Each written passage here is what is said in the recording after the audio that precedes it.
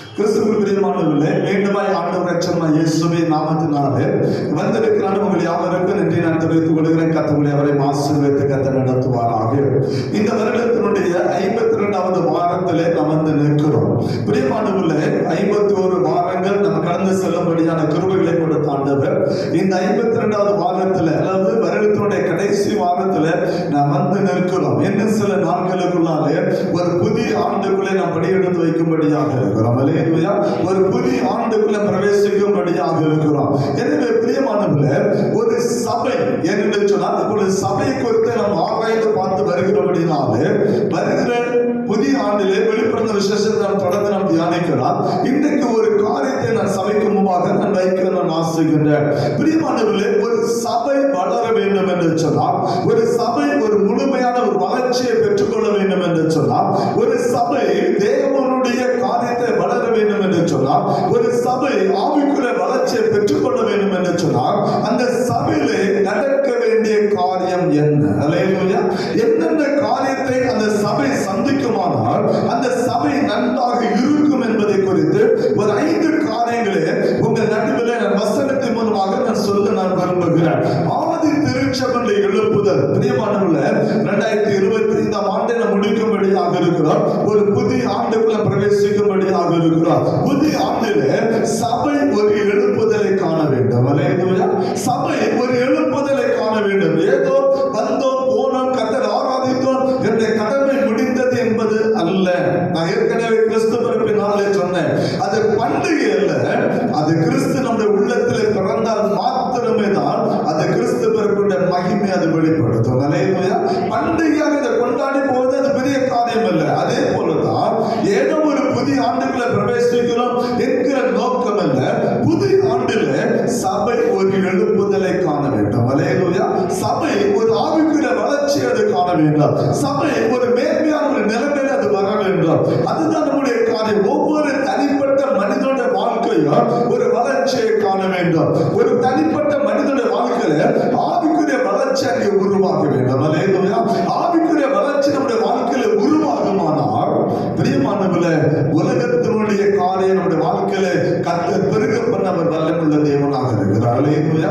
இந்த 2026ஆம் ஆண்டுக்குள்ள பிரவேசிக்கும்போதாகவே இப்பொழுது நமக்குள்ள ஒரு கேள்வி எழும்போம். வருகிற ஆண்டில் நான் என்ன செய்ய போகிறேன்? என்னுடைய பிள்ளைகளுடைய காரியத்தை என்ன செய்ய போகிறேன்? என்னுடைய தேவைகள் அதிகமாக இருக்கிறது, என்ன செய்ய போகிறேன்? பிரியமானவர்களே, ஒரு கேள்வி ஒரு காரியம் நமக்குள்ள எழும்பக்கூடியதாக இருக்கலாம். ஆனா வேதம் நம்ம கற்றுக் கொடுக்கிற காரியம் என்ன? ஆதி திருச்சபை எழுப்புதல் என்று மேன்மை என்ன?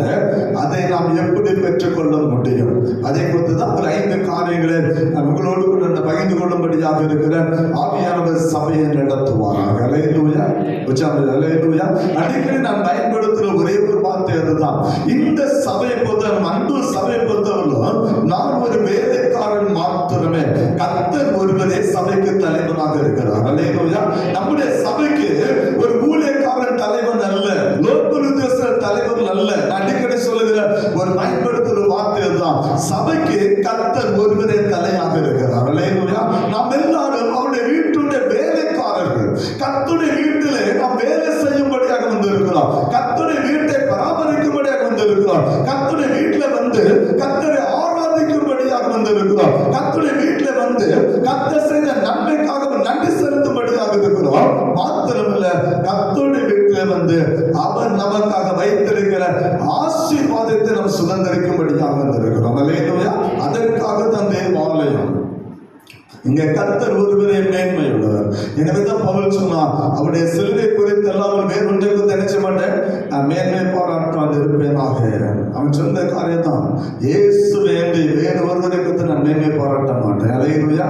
ஏன்னா அவன் தான் சபைக்கு தலைவர். அவன் அறிந்தவனை தான். அவன் சொல்லும்போது சொன்னான், பாவிகள் பிரதான பாவி, அப்போஸ்தலன் சிறியவன். அந்த அப்போஸ்தலனுடைய பெரிய வேலையை பார்த்தவனே வந்தான். 12 அப்போஸ்தலர் 11 அப்போஸ்தலரை விட கர்த்தருக்காக ஓடினவன், கர்த்தருக்காக உழைத்தவன், கர்த்தருடைய காரியங்களை செய்தவன், அநேக சபைகளை நிறுவினவன், கர்த்தருடைய காரியங்களை கர்த்தருடைய ராஜ்யத்தை குறித்து அதிகமாய் கொண்டு போனவன், சிலுவை பற்றிய உபதேசத்தை வெளியே கொண்டு வந்தவன், எல்லாமே அப்போஸ்தலனாய் பவுலாக இருந்தாலும் தேவ சமூகத்தை வரும்போது அவன் சொல்லுகிறான், அப்போஸ்தலனே நான் சிறியவன் என்று சொன்னான். அல்லேலூயா. அங்கே தன்னை பெரியவனாக அவன் காண்பித்துக் கொள்ளவில்லை. ஏன் தெரியுமா? அவன் தேவ சமூகத்தை வரும்போது அவன் சொன்ன ஒரே ஒரு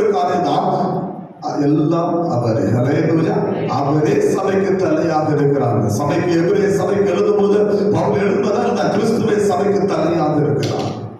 அந்த சபையில பிரியமானவர்களே, நானும் வேலைக்காரனாக இருக்கிறோம்.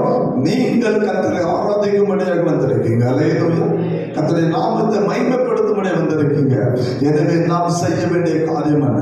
2026 ஆண்டு இந்த தரிசனத்தை நம்ம உள்ளே நுழையும்படியாக இருக்கிறோம். 2026 ஆண்டு நம்ம செய்ய போகிற காரியம் பெரிய காரியம். அதற்காக நாம் முன்னெடுக்கிற வேலை என்ன என்பதை குறித்து சற்று நாம் தியானித்து சொல்லுவோம். கர்த்தர் நம்மை ஆசீர்வதித்து நடத்துவாராக. என்னோடு கூட திருப்பிக் கொள்ளுங்கள். மத்தேயு 28வது அதிகாரம், மத்தேயு 18வது அதிகாரம் 19-20 வசனத்தை வாசிக்கலாம்.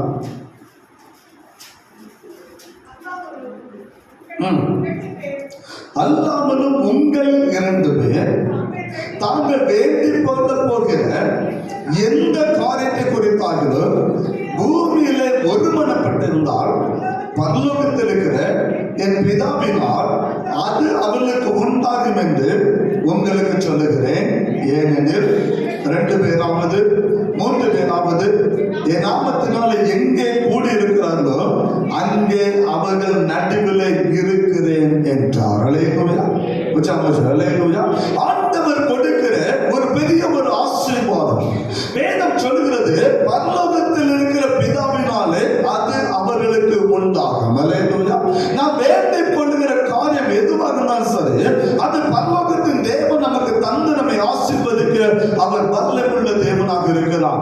பரலோகத்தின் தேவன் நம்முடைய தேவைகளை அறிந்திருக்கிறார். நாம் என்னென்ன காரியங்களுக்குள்ளே கடந்து போக வேண்டும் என்பதை அவர் அறிந்திருக்கிறார். 2026 ஆண்டுக்குள்ளே நாம் பிரவேசிப்பதற்கு முன்பதாகவே அந்த ஆண்டினுடைய தேவை, நம்முடைய காரியம் என்ன என்பது சகலத்தை அவர் அறிந்து வைத்திருக்கிறார். அல்லேலூயா. அல்லேலூயா. அவரே நம்ம என்ன செய்வார்? நடத்த போகிறார். ஒரு மிஷனரி தன்னுடைய புத்தகத்தை அழகாக எழுதுகிறார். நான் வேண்டிக் கொள்ளுகிற தேவ சபையில் வைக்கிற விண்ணப்பங்கள் எல்லாவற்றிற்கும் உடனே பதில் வரும் என்று சொல்லி எதிர்பார்க்க கூடாது. நாம் வேண்டிக் கொள்ளுகிற காரியம் எதுவாக இருந்தாலும் சரி, நாம் தேவ சபையில் வைக்கிற விண்ணப்பங்கள் எதுவாக இருந்தாலும் சரி, அது உடனே நடைபெற வேண்டும் என்று சொல்லி தேவ சபையை நாம் எதிர்பார்க்க கூடாதான். ஆனால் வைக்கிற விண்ணப்பங்கள் பரலோக ராஜ்யத்தில் இருக்கும். அல்லேலூயா. எப்ப நமக்கு தேவையோ அப்பொழுது அந்த தேவை பரலோகத்தின் தேவனாலே சந்திக்கப்படும். அல்லேலூயா. ஆண்டவருக்கு தெரியும். நம்ம சொல்லுவோம், நம்ம பிள்ளைகளை பார்த்து சொல்லுவோம், உனக்கு எப்ப என்ன தேவை சொல்லி எங்களுக்கு தெரியும். அப்ப என்ன செய்வோம்? வாங்கி தருவோம். சின்ன பிள்ளைங்க கேட்டா நம்ம சொல்லுவோம், நீ படிச்சு முடிஞ்சு ஒரு ஆளாகு, உனக்கு எப்ப என்ன தேவையோ அப்ப அதை வாங்கி தர எங்களுக்கு தெரியும். நம்ம சொல்றோமா இல்லையா? நம்ம சொல்லமே இல்லையா? நம்ம பிள்ளைகளை சொல்லமே இல்லை. அதே போல ஆண்டவருக்கும் எப்போ நமக்கு எது தேவை என்பது அவருக்கு தெரியும். அல்லேலூயா. எப்பொழுது நம்முடைய தேவை என்ன என்பது அவருக்கு தெரியும். அந்த நேரத்தில் அதை தந்து நம்மை ஆசீர்வதிக்க அவர் வல்லமையுள்ள தேவனாக இருக்கிறார். அல்லேலூயா. அந்த விண்ணப்பத்தை வைப்பது நம்முடைய கடமை. அதுவே தான் வேதம் சொல்கிறது. ஆண்டவராய் இயேசு கற்றுக் கொடுக்கும் ஒரு காரியத்தை கற்றுக் கொடுக்கிறார். பிரியமானவர்களே, 2 பேர், உங்களில் 2 பேர் எந்த ஒரு காரியத்தை பொறுத்தார்களோ இந்த பூமியில ஒருமனப்பட்டிருந்தால் பரலோகத்தில் இருக்கிற பிதாவினாலே அது அவர்களுக்கு உண்டாகும் என்று சொல்லி கர்த்தர் எழுதுகிறார். அல்லேலூயா. ஒரு ஆசீர்வாதம் உண்டாகுது மாத்திரமல்ல, அடுத்த வசனம் சொல்லுது, 2 பேர் எங்க கூடினாலும் அங்க நான் நடுவில் இருக்கிறேன் என்று கர்த்தர் சொன்னார். அல்லேலூயா. அப்போ நம்ம எங்க கூடி ஜெபிக்கிறோமோ அங்கே கர்த்தர் இருக்கிறார். எங்கே நாம் ஒன்று கூடுகிறோமோ அங்கே கர்த்தர் இருக்கிறார். ஆனால் இந்த 2 வசனத்துடைய ரகசியம் என்ன தெரியுமா? கர்த்தர் சொன்னாரு, பரலோகத்துல பிதாவினால அவருக்கு உண்டாகும்னு சொன்னார். அப்படிதானா? 2வது என்ன சொன்னார்? அவன் நடுவில் நான் இருக்கிறேன்னு சொன்னார். அப்படிதானா? இந்த 2 நடக்கும்னா ஒரு பெரிய ஒரு காரியம் உள்ள கர்த்தர் வச்சிருக்க. என்ன தெரியுமா? 2 வசனங்களையும் இந்த 2 காரியம் நடக்கும். ஒரே ஒரு காலம் தான், ஒருமனப்பட்டு இருந்தான். அல்லேலூயா. அல்லேலூயா. ஒருமனை இல்லைன்னு சொன்னா அவன் தன் வழிகளில், இருமனமுள்ளவன் தன் வழிகளில், இருமனவன் தன் வழிகளில் நிலையற்றவனாக இருக்கிறான். யாக்கோபின் புத்தகத்திலே யாக்கோபு எழுதி கொண்டு போய், இருமனமுள்ளவன் தன் வழிகளில் நிலையற்றவனாக இருக்கிறான். ஒரு குடும்பமானாலும் சரி, ஒரு சபையானாலும் சரி, பிரியமான சமுதாயமானாலும் சரி, ஒரு வளர்ச்சியை பெற்றுக்கொள்ள வேண்டும் என்று சொன்னால், ஒரு மேன்மையான ஒரு ஆசீர்வாதத்தை சுதந்திரித்துக் கொள்ள வேண்டும் என்று சொன்னால், கர்த்தர் சொல்லுகிற ஒரே ஒரு வார்த்தை என்ன தெரியுமா? ஒரு மனம். அல்லேலூயா. சபையில ஒரு மனம் இல்லைன்னு சொன்னா சபையை ஒரு நாள் நினைச்ச நடத்த முடியாது. அதுதான் வேதம் கற்றுக் கொடுக்கிற ஒரு காரியம். சபைக்குள்ள ஒரு மனம் இல்லைன்னு சொன்னால் எந்த ஒரு காரியத்தை சாதிக்க முடியாது. சபைக்குள்ள ஒரு மனம் இல்லைன்னு சொன்னால் எந்த ஒரு காரியத்தை நிலைவரப்படுத்தவே முடியாது. அதனாலதான் நீங்க பாத்தீங்கன்னா ஆதி திருச்சபையிலே கர்த்தர் சுத்திகரிப்பு உண்டாக்குவார். என்ன சுத்திகரிப்பு தெரியுமா? எவெல்லாம் சபைக்கு விரோதமா எழும்பினானோ அவனெல்லாம் கர்த்தர் அடிச்சு தூக்கி நொறுக்கி போட்டு தான் கர்த்தர் சபையை எழுப்பி கொண்டு வந்தார். அல்லேலூயா. எவன் படிச்சு பார்த்தேன் தெரியும். அனனியா சப்பீரா காணிக்கை விஷயத்துல கர்த்தரங்க ஒரு மனத்துக்கு எடுத்தாங்க. கர்த்தர் அடிச்சு நொறுக்கி அவங்களை முடிச்சுதான் சபையை கொண்டு வந்தார். இரண்டாவது ஏரோது ராஜா, பிரியமானவர்களே, ஒரு ராஜா துணிகரமாய் பிரசங்கம் பண்ணினா கர்த்தருடைய தூதரை அடிச்சு அவனை புழுக்கொடுத்து அவன் செத்த பிற்பாடு சபையை கட்ட உருவாக்கினார். வேதத்தை நம்ம நன்றாக புரிந்து கொள்ள வேண்டும். வேதம் சாதாரண ஒரு காரியங்களை நம்முடைய தனித்துவத்துக்காக நாம் புரிந்து கொள்ளக்கூடாது. பழைய ஏற்பாட்டுடைய வளர்ச்சியுடைய காரணம் என்ன தெரியுமா? யாரெல்லாம் சபைக்கு விரோதமா எழும்புனாங்களோ, யாரெல்லாம் சபையில ஒரு மனதை கெடுக்கும்படியாக செயல்பட்டாங்களோ எல்லாரையும் கர்த்தர் நிர்மூலமாக்கிதான் கர்த்தர் தம்முடைய சபையை கட்டி எழுப்ப ஆரம்பித்தார். அல்லேலூயா. அல்லேலூயா. வேதம் நம்ம கற்றுக் கொடுக்கிற ஒரு காரியம் அதுதான். எனவே ஆண்டவராக இயேசு ஊழியம் செய்வதை சொன்னாரு. ஒரு சபை வளர்ச்சியை காண வேண்டும் என்று சொன்னால், ஒரு சபை ஆசீர்வதிக்கப்பட வேண்டும் என்று சொன்னால், பரலோகத்தின் பிதா அந்த சபையை ஆசீர்வதிக்க வேண்டும் என்று சொன்னால், ஒரு குடும்பத்தை ஆசீர்வதிக்க வேண்டும் என்று சொன்னால், நான் அவர்கள் நடுவில் வந்து வாசம் பண்ணணும்னு சொன்னால் அங்க என்ன இருக்கணும்? ஒரு மனம் இருக்கணும். ஒரு மனம் இல்லைன்னு சொன்னா கர்த்தர் வரவே முடியாது. அல்லேலூயா. கர்த்தர் கிரியை செய்ய முடியாது. சபையாக இருந்தாலும் சரி, அது குடும்பமாக இருந்தாலும் சரி, அது தனிப்பட்ட ஒரு மனிதனுடைய வாழ்க்கையாக இருந்தாலும் சரி. தனிப்பட்ட வாழ்க்கைனா எனக்கு ஆண்டவருக்கு இடையில ஒரு மனம் இருக்கணும். அல்லேலூயா. அதான் தனிப்பட்ட வாழ்க்கை நான் சொன்னேன். தனிப்பட்ட வாழ்க்கையில எப்படி ஒரு மனம் கேட்கக்கூடாது. எனக்கு ஆண்டவருக்கு இடையில ஒரு மனம் இருக்கணும். அவர் சொன்னா நான் என்ன செய்யணும்? அவர் சொன்னா நான் என்ன செய்யணும்? கேட்கணும். அங்க அவரை ஏற்று கேட்டோம்னா முடிஞ்சு போச்சுக்காது. அங்க எங்க ரெண்டு பேரும் என்ன இருக்கணும்? ஒரு மனம் இருக்கணும். அதான் வேதம் நம்ம கற்றுக் கொடுக்கிற ஒரு காரியம். அதான் வேதம் நம்ம சொல்லிதான் யாக்கோபு சொன்னான், இரு மனமுள்ள தன் பலிகள் நிலையற்றவனாக இருக்கான். அப்படிப்பட்டவன் கர்த்தரிடத்தை ஏதாவது ஏற்றுக்கொள்ளலாம் என்று சொல்லி நினைச்ச விடாதான் நினைக்கவே கூடாது. திருப்பிக் கொள்ளுங்க. யாக்கோபின் புஸ்தகத்தை திருப்பிக் கொள்ளலாம். யாக்கோபின் புஸ்தகத்துல வேதம் நமக்கு தெளிவாக கற்றுக் கொடுக்கிற ஒரு மகிமையான யாக்கோபு 1வது அதிகாரம், யாக்கோபு 1வது அதிகாரம் 6-7 வசனத்தை 6-7-8 வசனத்தை வாசிக்கலாம். ஆனாலும் அவன் எவ்வளவாகிலும் சந்தேகப்படாமல் விசுவாசத்தோடு கேட்க கடவன். சந்தேகப்படுகிறவன் காற்றினால் அடிபட்டு அலைகிற கடலின் அலைக்கு ஒப்பாயிருக்கிறான். அப்படிப்பட்ட மனுஷன் கர்த்தருக்கு எதிராயிலும் பெறலாம் என்று நினையாதிருப்பானாக. இரு மனம் உள்ளவன் தன் வழிகள் எல்லாம் நிலையற்றவனாக இருக்கிறான். அல்லேலூயா. வேதம் கற்றுக் கொடுக்கிற காரியம் தான். ஒரு மனிதன் ஆவி சபைக்குள்ள ஊற்றப்பட வேண்டும். அப்பதான் சபை ஒரு எழுப்புதலை காணும். சபை ஆசீர்வதிக்கப்படும். சபையில் எல்லா குடும்பங்களும் ஆசீர்வதிக்கப்படும். நம்முடைய தனிப்பட்ட வாழ்க்கை ஆசீர்வாதமாக இருக்கும். நம்முடைய தனிப்பட்ட வாழ்க்கையை கத்த மேம்படுத்த வல்லமுள்ள தேவனாக இருக்கிறார். ஒரு மனதோடு நாம் செயல்படுவோம் என்று சொன்னால் கர்த்தர் நம்மை ஆசீர்வதித்து உயர்த்துகிறது மாத்திரமல்ல, அவர் நம் நடுவில் வாசம் பண்ணி நம்மை மேம்படுத்த கர்த்தர் வல்லமுள்ள தேவனாக இருக்கிறார். அல்லேலூயா. வேதம் கற்றுக் கொடுக்கிற ஒரு மகிமையான ஒரு காரியம் தான். பிரியமானவர்களே, 5 காலம் எவற்றில் எல்லாம் நீங்கள் நான் ஒரு மனம் உள்ளவர்களாக இருக்க வேண்டும். பழைய ஏற்பாடு புதிய ஏற்பாட்டு காலத்து ஆதி திருச்சபை எவற்றிலெல்லாம் ஒரு மனம் உள்ளதாக இருந்தது. நாம் எவற்றெல்லாம் ஒரு மனம் உள்ளவர்களாக இருக்க வேண்டும். சற்று நம் தியானத்தை நம்ம கடந்து செல்லும்படியாக இருக்கிறோம். முதலாவதாக ஜெபிப்பதிலே ஒரு மனம் இருக்க வேண்டும். அல்லேலூயா. அல்லேலூயா. வாசிக்கலாம். அப்போஸ்தலர் 1வது அதிகாரம் ஆதி திருச்சபையுடைய மேன்மை அதுதான். பிரியமானவர்களே, அப்போஸ்தலர் 1வது அதிகாரம் 14வது வசனத்தை வாசிக்கலாம். அங்கே இவர்கள் எல்லாரும் நீங்களோடும் இயேசுவின் தாயாகிய மரியாளோடும் அவருடைய சகோதரனோடு கூட ஒருமனப்பட்டு ஜெபத்திலும் வேண்டுதலிலும் வேதம் என்ன சொல்கிறது?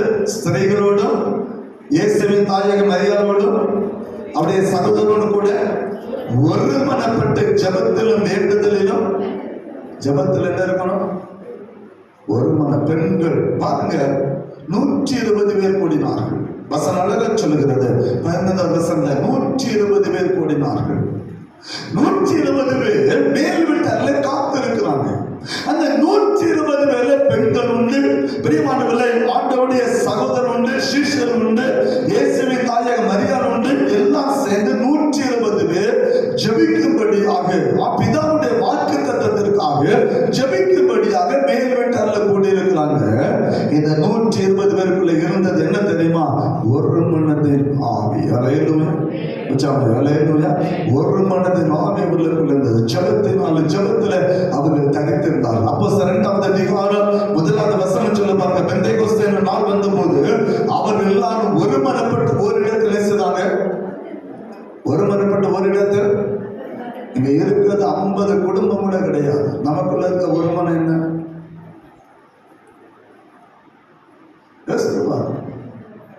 120 பேருக்குள்ள என்ன இருந்தா? ஒரு மனப்பட்டு ஜெபம் பண்ணாங்க. ஒரு மனதோடு தெய்வ சம்மத காத்திருந்தாங்க. ஒரு மனதோடு தெய்வ சம்மத அவர் அமர்ந்திருந்தார்கள். இன்னைக்கு நமக்கு இத்தனை குடும்பம் இருக்கு, நமக்குள்ள ஒரு மனம் இருக்குதா? பையன் வந்தாலே முறுமுறுப்பு தான். பையன் வந்தா பக்கத்துல சட்டக்காரன் தானே பக்கத்துல உட்கார மாட்டோம். சத்தியத்தை கேட்க மாட்டோம், எலும்பு ஓடிடும். ஏன்னா அதை கேட்டால் அது நம்மளை அடிச்சு நுரைக்கு. அது சம்மட்டி இல்லை, வசனம் சும்மா இருக்கா? பைபிளை சொல்ல அது சம்மட்டி, அது பட்டயம், அது வெட்டதான் செய்யும். அல்லேலூயா. அல்லேலூயா. சபைக்குள்ளே இருக்க மாட்டாங்க. சபைக்குள்ளே ஒருமனை இல்லை, சபைக்குள்ளே ஒற்றுமை இல்லை. பக்கத்துல இருந்தா பக்கத்துல உட்கார மாட்டாங்கிறோம். ஏன்னா அந்த ஆவி நம்மளை ஒட்டிடணும். அதுக்குள்ள எங்க வந்து இருக்கிறோம்? எங்க வந்து இருக்கிறோம்? கர்த்தர் ஆராதிக்க வந்திருக்கு, ஜெபம் பண்ண வந்திருக்கு, ஆலயத்துடைய நன்மை தேடி வந்தது. பைபிள் சொல்லுது ஒரு மனம் இல்லைன்னா அங்க ஒண்ணுமே இல்லை. வேதத்தை ஆராய்ந்து பார்க்க வேண்டும். ஆதி திருச்சபையுடைய எழுப்புதலின் காரணம் என்ன? ஆதி திருச்சபையில் ஆவியானவர் ஆளுகை செய்ய காரணம் என்ன? ஆதி திருச்சபை ஆண்டவரால் ஆளுகை செய்யப்படுகிற காரணம் என்ன? சபை யார் ஆளுகை செய்து கொண்டிருக்கிறார்? இன்னைக்கு சபையினுடைய ஆளுகை யாருடைய கருத்தில் இருக்கிறது? யோசித்து பார்க்க வேண்டும். சபையினுடைய மேன்மை இன்னைக்கு யாருடைய கருத்தில் இருக்கு? ஆதி திருச்சபை ஆவியானுடைய கருத்தில் இருந்தது. அல்லேலூயா. ஆதி திருச்சபை பரிசுத்தாவினுடைய கருத்தில் இருந்தது. ஆதி திருச்சபை ஆண்டவராகிய இயேசுவினுடைய கருத்தில் இருந்தது. சபை ஒரு எழுப்புதலை கண்டது. காரணம் என்ன தெரியுமா? 120 பேர் கூட இருந்தாங்க. பிரியமானவர்களே, ஆண்டவராகிய இயேசுவோடு இருக்கும்போது அவர்களுக்கு ஒரு மனம் இல்லை. இயேசுவோடு இருக்கும்போது ஒரு மனம் இல்லை. ஒருவருடைய தாயார் போய் கேட்கிறாங்க, ஆண்டவரே எனக்கு 2 பிள்ளைங்க, ஒருத்த உம்மை வலது வாசல் இருக்குன்னு, ஒரு மணி ஒருத்த இடது வாசல் இருக்கணும். அந்த பாக்கியத்தை பெற்றுக்கொண்டது யோவான் மாத்திரம். சம்பந்தமே கிடையாது. மனவாண்டைய தோழங்கிற பாக்கியத்தை ஆண்டுடைய சமயம் நிற்கிற அந்த பாக்கியத்தை பெற்றுக்கொண்டு அவன் மட்டும்தான். நல்ல புரிஞ்சுக்கிறோம். பேதர் சொன்ன ஆண்டவர் மதிக்கவன ஆயத்தம். உயிர் பயன் வந்த உடனே ஆண்டவரே காட்டி கொடுத்துட்டு போயிட்டான். இவர் எனக்கு தெரியவே தெரியாது. ஒரு பணத்துக்காக ஆண்டவரை காட்டி கொடுக்க பண ஆசை. ஆண்டவரை காட்டி பரிசுத்தவனை காட்டி கொடுத்தார். சிஷ்யர்கள் எந்த ஒற்றுமை, எந்த ஒரு மனப்பாடு இல்லை. தோட்டத்தில் ஆண்டவரை பிடித்தவனை எல்லாரும் சிதறடிக்க எல்லாரும் போயிட்டான். ஒருவன் கூட பக்கத்தில் இல்லை. ஆனா ஆதி திருச்சபையுடைய எழுப்புதலுக்கு காரணம் சிதறடிக்கப்பட்ட எல்லாரும் ஒருமனப்பட்டு ஜெபித்த போது பரிசுத்தாவின் வல்லமை இறங்க ஆரம்பித்தது. கர்த்தர் சிஷ்யரை வல்லமை எடுத்து பயன்படுத்த ஆரம்பித்தார்.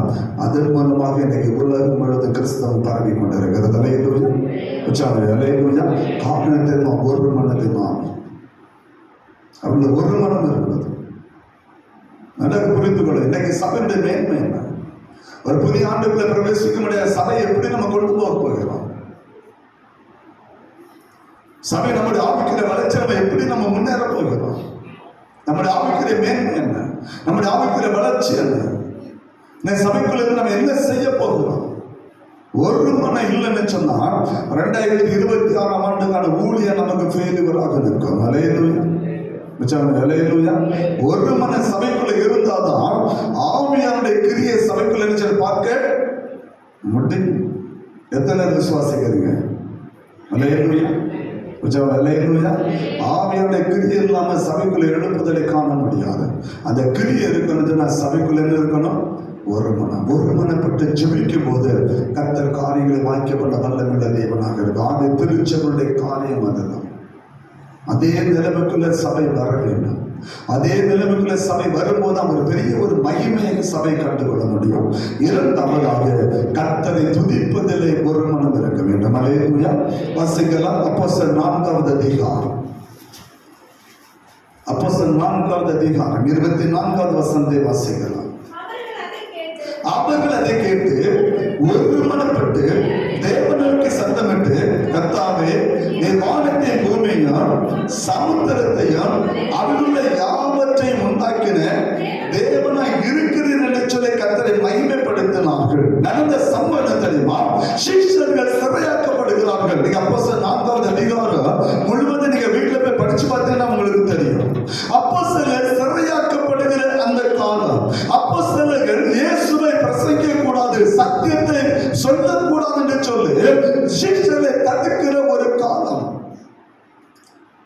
அது சொன்ன ஒரு காரியம் என்ன தெரியுமா? பிரியமானவர்களே, ஆண்டவராய் இயேசுவை எக்காரணம் கொண்டு நீங்க பிரசங்கிக்க கூடாது என்று சொன்னார்கள். 17வது வசனத்தை வாசிப்பதை அறிந்து கொள்ள முடியும். சீஷர்களை பார்த்து சொன்ன ஒரு காரியம். பிரியமானவர்களே, தடுத்தது வேற யாரும் இல்லை, தேவனுடைய சபை நடத்துகிற பிரதான ஆசாரியர்கள், கர்த்தருடைய சபையை விசாரிக்கிற பிரதான ஆசாரியர்கள். அவர்கள் அப்போஸ்தலரை பிடித்து ஆண்டவராய் இயேசுவின் நாமத்தை அறிவிக்க கூடாது என்று சொல்லி அவர்களை பயமுறுத்தினார்கள். பேதுரு சொன்ன ஒரே ஒரு வார்த்தை தான். பேதுரு யோவான் சொன்ன ஒரு வார்த்தை தான். 19வது வசனத்தை வாசிக்கலாம். பேதுரு யோவானும் அவர்களுக்கு பிரயோஜனமாக தேவனுக்கு செவி கொடுக்கிறதை பார்க்கலாம், உங்களுக்கு செவி கொடுக்கிறது தேவனுக்கு முன்பாக நியாயமா இருக்குமோ என்று நீங்களே நிதானித்து பாருங்கள். அழகா சொன்னோம். நல்ல ஒரு பதில். எங்களுக்கு ஆண்டவர் தான் முக்கியம். அல்லேலூயா. வேதம் சொன்னதற்காக தேவனுக்கு செவி கொடுப்பதை பார்க்கலாம், உங்களுக்கு செவி கொடுப்பது நியாயமா இருக்குமோ? நல்ல புரிஞ்சுக்கணும். வேதம் நம்ம கற்றுக் கொடுக்கிற ஒரு காரியம் தான். அநேக இடங்கள் நம்ம பார்க்கிறோம். அநேக ஊழியக்காரங்க சந்தைக்கு எங்களுடைய வாழ்க்கையில் சந்தைக்கிற ஒரு காரியம் தான். லோக்கல் ஜோசில பிரியப்படுத்தி, சபையை பிரியப்படுத்தி, சபையுடைய வார்த்தைகள்லாம் கேட்டு நாங்கள் ஊழியம் செய்து வரணும். ஊழியக்காரன் நல்லவன். யாருடைய பேச்சை கேட்கிறோம்? லோக்கல் ஜோசர்கள் சபை மக்களுடைய பேச்சை கேட்டு அவங்க காலுக்கு இருந்து அவங்க சொல்லலாம் கேட்டு அடிமையா ஊழியம் செய்து வரணும். அவன் நல்லவன். கர்த்தருக்கு என்ன சொல்ல ஊழியம் செய்ய கூடாது, அவன் கெட்டவன் ஆயிடும். ஒரு சின்ன சலசல வரட்டும், அதுக்கப்புறம் ஃபுல்லாக ஊழியக்காரன் கெட்டவன் ஆயிடும். நான் ஒன்றே ஒன்றுதான் சொல்லுவேன், என்னை பரிசுத்தமாக்குற கர்த்தர். அல்லேலூயா. எந்த ஒரு மனிதன் என்னை பரிசுத்தவன் என்னை மாற்ற முடியாது. அடிக்கணும் பயன்படுத்த நீங்க எந்த சொன்னாலும் சரி என்ன பாதிக்கப்படல. ஏன்னா எந்த பரிசுத்தமாக நடத்துகிற அழைத்தவர் கர்த்தர் ஒருவர் மாத்திரமே. அல்லேலூயா. என்னை அழைத்த தேவன் உண்மை உள்ளவர், என்னை நடத்தவர் வல்லமுள்ள தேவனாக இருக்கு. என்ற கிரியைகளை கர்த்தர் பார்த்து கொண்டிருக்கிறார். கர்த்தர் நடத்துவார். அதுதான் பேதர் கற்று, அதுதான் பேதர் கற்றுமா. எப்பா நான் உங்களுக்கு செவி கொடுக்கணுமா, ஆண்டவர் செவி கொடுக்கணுமா? தேவனுக்கு செவி கொடுக்கிறதை பார்க்கலாம், உங்களுக்கு செவி சாய்ப்பது நியாயமா இருக்குமோ? இல்ல. நாங்க கர்த்தருடைய வார்த்தை பிரசங்கிக்கிறவர்கள் ஆண்டவருக்காக அங்கே நின்றார்கள். 20 வசனம் சொல்ல பாருங்க, நாங்க கண்டவனை கேட்டவனை பேசாமல் இருக்க கூடாது என்றார்கள். அடுத்த வசனம் சொல்லுது, பயமுறுத்தி அவங்களை அனுப்பிட்டாங்க. அனுப்பியது மாத்திரமல்ல, வெளியே வந்த அவர்கள் கர்த்தரை மகிமைப்படுத்த ஆரம்பித்தார்கள். அல்லேலூயா. அல்லேலூயா. அங்க துதிப்பதில் ஒருமனம் இருந்தது. கர்த்தரை ஆராதிப்பதில் அங்க ஒருமனப்பட்டு செயல்பட்டார்கள். எத்தனை பாடுகள், நெருக்கங்கள், கஷ்டங்கள், துன்பங்கள் வந்தாலும் பிரியமான அதை குறித்து அவர்கள் கவலைப்பட. ஏன்னா அவர்களுக்கு தெரியும் ஆண்டவர் ஏற்கனவே சொல்லியிருந்தார், என் நாமத்து நிமித்தம் நீங்கள் பகைக்கப்படுவீர்கள் என்று கர்த்தர் சொல்லியிருந்தார். என் நாமத்து நிமித்தம் நீங்கள் ஆலோசனை சங்கத்துக்கு போவீர்கள் கர்த்தர் சொன்னார். என் நாமத்து நிமித்தம் பிரியமானவர்களை நீங்கள் அநேக துன்பங்களை அனுபவிப்பீர்கள் என்று கர்த்தர் சொன்னார். சீஷர் அதை நினைத்து பார்த்தார்கள். ஆண்டவருக்காக அதை அனுபவிக்க அவர்கள்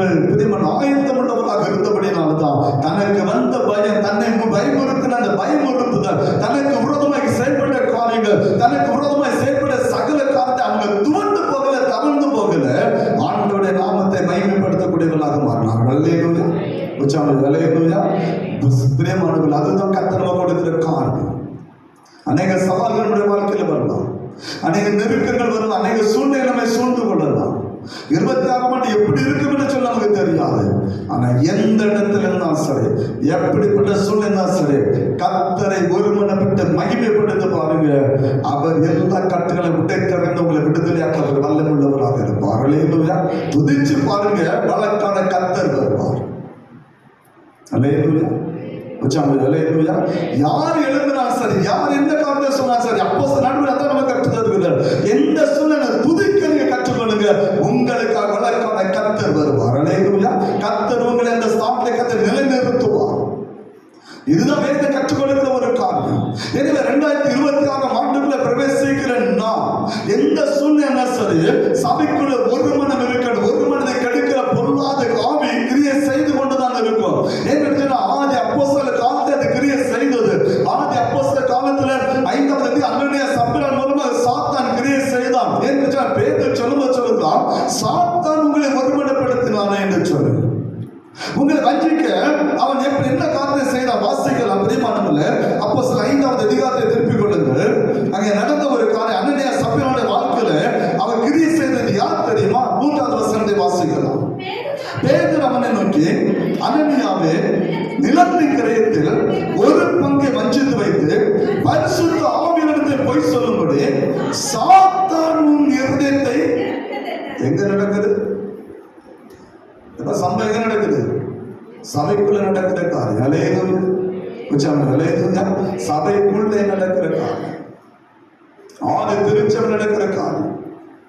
அனனியா சப்பிராளை கொண்டு சபையை குழப்பி விடலாம் என்று நினைத்தான் சத்துரு. அதான் என்ன சொல்லு, சாத்தான் உங்கள் இருதயத்தை நிரப்பினது என்ன? பிரியமானவர்களே, ஒருமனப்பட்டு ஜெபிக்கிறவர்களாக இருங்கள். அல்லேலூயா. கர்த்தரை துதிப்பதிலே ஒரு மனம் இருக்கட்டும், கர்த்தரை ஆராதிப்பதிலே ஒரு மனம் இருக்கட்டும். 3ஆவதாக கொடுப்பதிலே ஒரு மனம் இருக்க வேண்டும். வாசிக்கலாம். அப்போஸ்தலர் 2ஆம் அதிகாரம். ஆண்டவரை கொடுப்பதில் பிரியமானவர்களே ஒருமனப்பட்டவர்களாக அப்போஸ்தலர் 2ஆம் அதிகாரம் 44, 45 வசனத்தை வாசிக்கலாம். விசுவாசிகள் எல்லாரும் ஒருமித்து இருந்து சகலத்தையும் பொதுவாய் வைத்து அனுபவித்தார்கள். ஆணையாட்சிகளையும் ஆஸ்திகளை விட்டு ஒருவனுக்கு தேவையானது தக்கதாக அவர்களில் எல்லாருக்கும் நினைச்சப்பட்டது ஒருமித்திருந்து பைபிள் சொல்லு ஒருமனப்பட்டு கொடுத்தார்கள் கர்த்தருடைய ஊழியத்துக்காக. ஊழியத்துக்காக ஒருமனப்பட்டு கொடுத்தார்கள். அவர்களுக்குள்ள உற்சாகமான ஆவி இருந்தது. கர்த்தருக்கு கொடுக்க வேண்டும், ஆண்டவருக்காக செலவழிக்க வேண்டும், கர்த்தருக்காக எதிராக சாதிக்க வேண்டும் என்று சொல்ல ஆண்டவருக்காக தனக்கு உண்டானதிலிருந்து கொடுப்பதற்கு அவர் உற்சாகம் உள்ளவராக இருந்தபடினால தான் ஆதி திருச்சபை வளர ஆரம்பித்தது. கர்த்தரும் பிரியமான ஜனங்களை ஆசீர்வதிக்க ஆரம்பித்தார். அல்லேலூயா. 2026ஆம் ஆண்டு பிரியமானவர்கள், கர்த்தருக்கு கொடுப்பதிலே உற்சாகம் உள்ளவர்களாக இருங்க, கர்த்தருடைய ஊழியத்தை தாங்குவதிலே உற்சாகம் உள்ளவர்களாக இருங்க.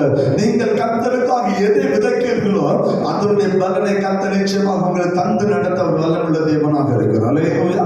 அதுதான் கர்த்தர் சொல்லுகிற ஒரு காரியம். ஆதி திருச்சபை கொடுப்பதிலே உற்சாகம். அதனால நீங்க எல்லாத்தையும் விட்டு, அவங்க விட்டு எல்லாத்தையும் கோயில கொண்டு எல்லாத்தையும் விட்டு கோயில கொண்டு வாங்க நம்ம சொல்லுது. அல்லேலூயா.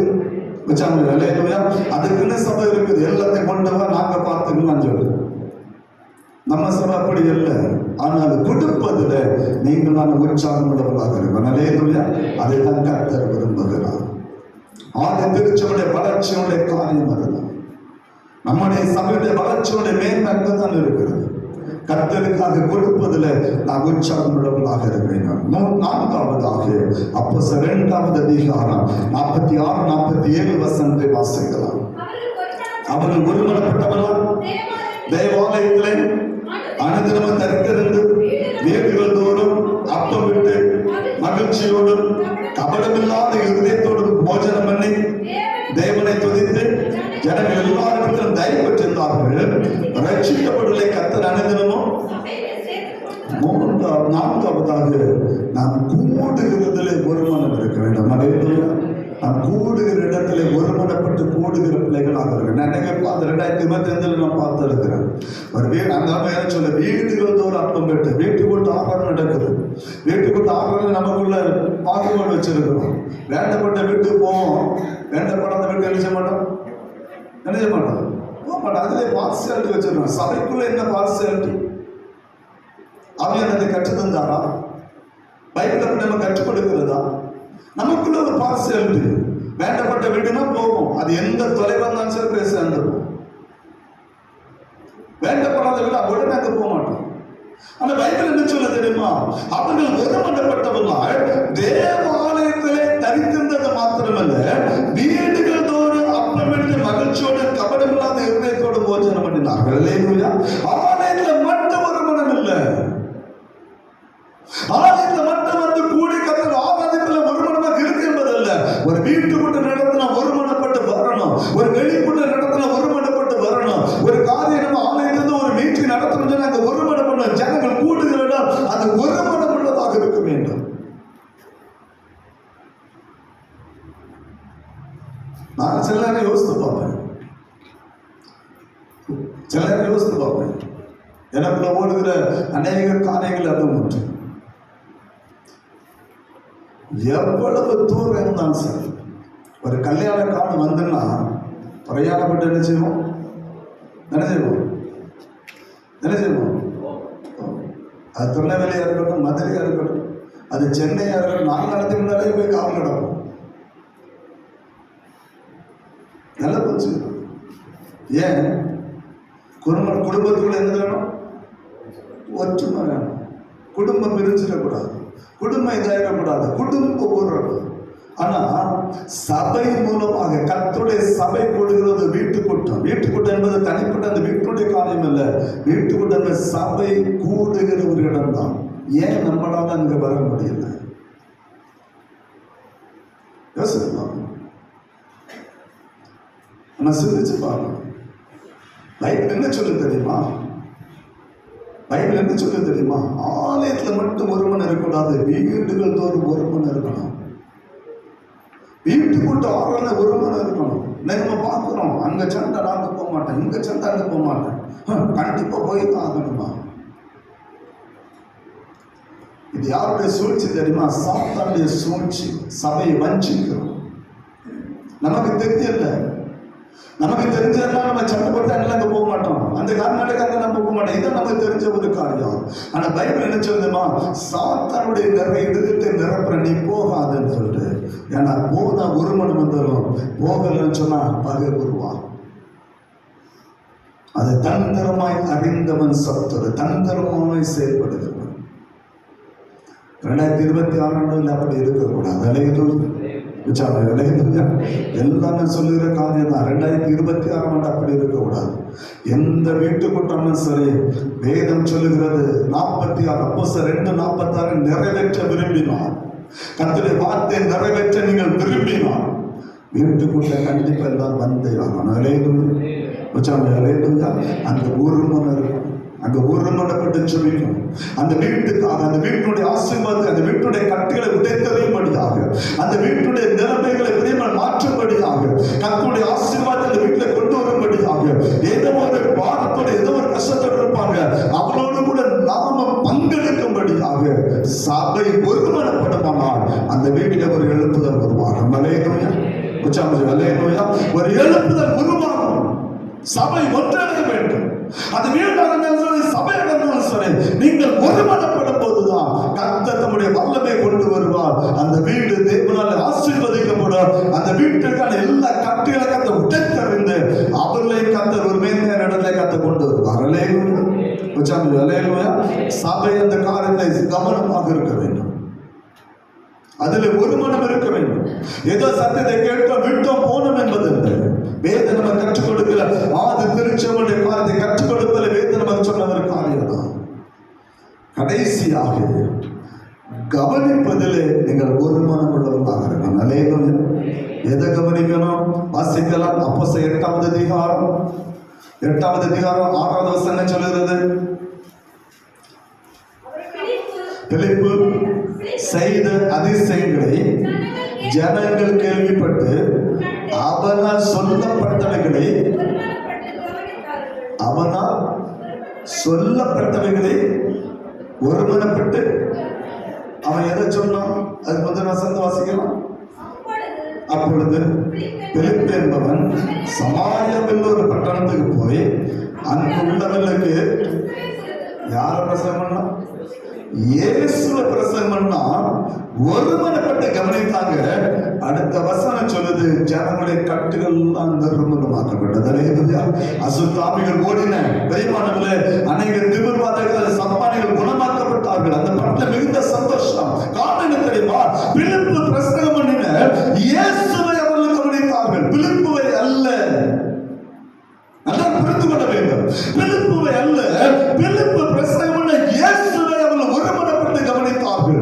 என் ஆண்டவராகிய இயேசுவை அவர்கள் ஒருமனப்பட்டு அந்த சத்தியத்தை ஒருமனப்பட்டு கவனித்தபடினாலே அந்த சத்தியம் அவர்களை விடுதலையாக்கினது. அல்லேலூயா. உச்சாரணம் அல்லேலூயா. குமாரன் விடுதலையாக்கினால் மெய்யாகவே விடுதலை உண்டு. சத்தியத்தை மறுகிற சத்தியம் என்ன செய்யும்?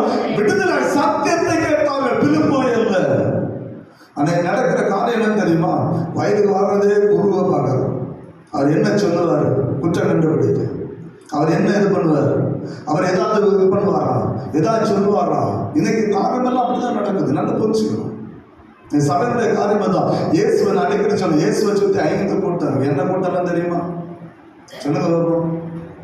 அந்த 3 வருஷம் அவரை சுற்றி ஒரு 5 கூட்டம் எப்பவுமே இருந்துட்டே இருக்கும். என்ன கூட்டம் தெரியுமா?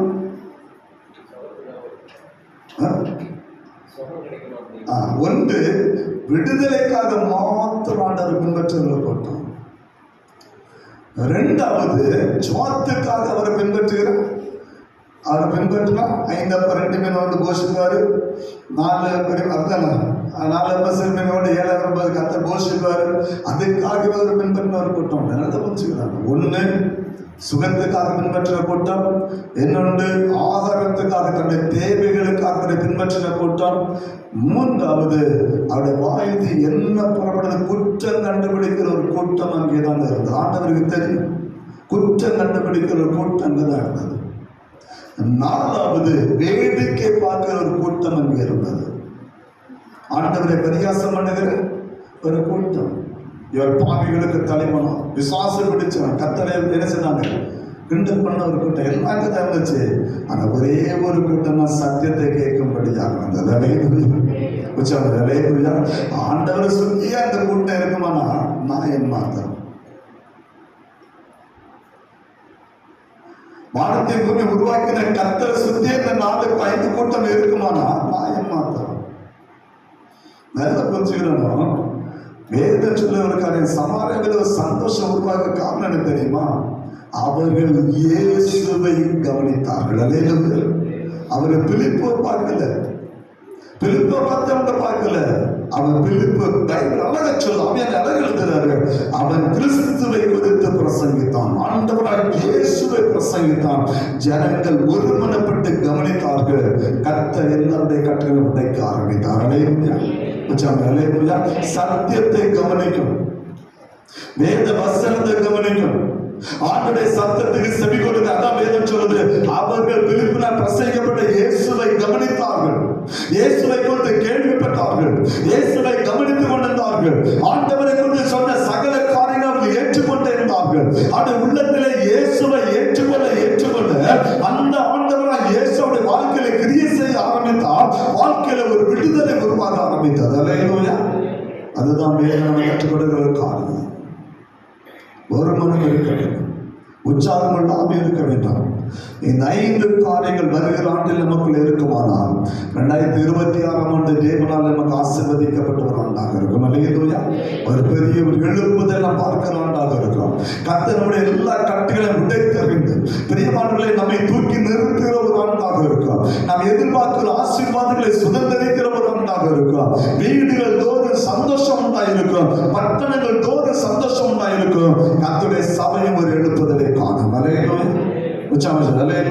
இதுதான் ஆதி திருச்சபையுடைய ரகசியம். ஆதி திருச்சபையுடைய ரகசியம் இதுவே. நாம் உள்ள எங்கேயுமே போகல. அப்போஸ்தலர் நடவடிக்கைகள்ல 8 அதிகாரத்துக்குள்ள ஆதி திருச்சபையுடைய எழுப்புதலுடைய ரகசியத்தை மட்டும் தான் உங்களுக்கு காண்பித்து கொடுத்திருக்கிறேன். உள்ள போன நிறைய காரியத்தை பார்க்கலாம், உள்ள போன நிறைய பார்க்கலாம். எனவே பிரியமானவர்களே, அன்னை திருச்சபையாரே, வருடத்துடைய கடைசி நாட்களில் நின்று கொண்டிருக்கிறோம். கடைசி வாரம் இன்னும் சில நாட்கள் ஒரு புதிய ஆண்டுகளை பிரவேசிக்கும்படியாக இருக்கிறார். கர்த்தர் ஒரு மனிதன் ஆவி உங்களுக்குள்ளே ஊற்றட்டும். அல்லேலூயா. நீங்கள் ஜெபிக்கிறதிலே ஒருமனப்படுங்கள், கர்த்தரை துதிப்பதிலே ஒருமனப்படுங்கள், கர்த்தருக்கு அது கொடுப்பதிலே ஒரு மனம் உள்ளவர்களாக இருங்க. கர்த்தருடைய சமத்தை கூடுவது சபை கூடியாலும் சரி, வீட்டு கூட்டமானும் சரி, ஒருமனப்பட்டு கூடி வாருங்க. கர்த்தருடைய வசனத்தை கவனிப்பதிலே ஒரு மனம் உள்ளவர்களாக இருங்க. கர்த்தர் நிச்சயமா ஆதி திருச்சபையை உருவாக்கினதை எழுப்புதல், ஆதி திருச்சபை ஜனங்களுடைய தேவையை சந்தித்தாண்டவர், நம்முடைய தேவையை வருகிற ஆண்டிலே சந்தித்து சபையை ஒரு எழுப்புதலை கற்றுக் கொண்டு வந்து கர்த்தர் மகிமைப்பட வல்லமுள்ள தேவனாக இருக்கிறார். அல்லேலூயா. ஒரே ஒரு காரியம் தான், ஒரு மனம். அந்த ஒரு மனிதன் அபிஷேகம் நமக்குள்ளே காவியான தரும்படியாக அவருடைய சமத்தை அர்ப்பணித்துக்கிறது சொல்லுமா. கர்த்தர் அவரை ஆசீர்வதித்து நடத்துவாராக. ஆமென்.